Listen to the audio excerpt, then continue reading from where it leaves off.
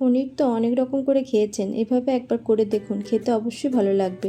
চলুন দেখে নিই কী কী লাগছে। 400 গ্রাম পনির, টমেটো, আদা, কাঁচা লঙ্কা পেস্ট আর কাজু পোস্ত পেস্ট, আর হলো মাখানা লাগছে, এটা যে কোনো গ্রসারি শপে পেয়ে যাবেন। এবার একটা প্যানে ঘি গরম করতে দিয়ে তার মধ্যে মাখানা দিয়ে খানিকটা ফ্রাই করে নিতে হবে।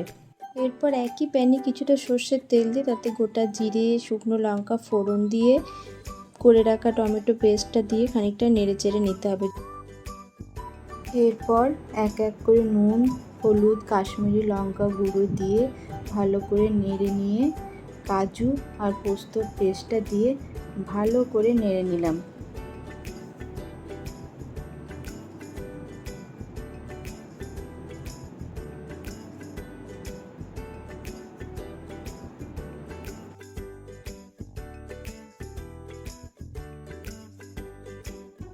এরপর পরিমাণ মতন জল দিয়ে আগে থেকে ভেজে রাখা মাখানা আর পনিরের টুকরোগুলো দিয়ে এই 5 মিনিট মতন ফুটতে দিলেই হবে।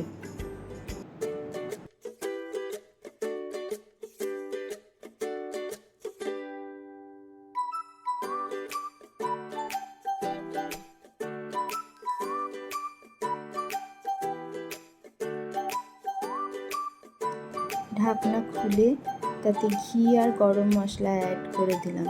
ব্যাস রেডি পনির মাখানা।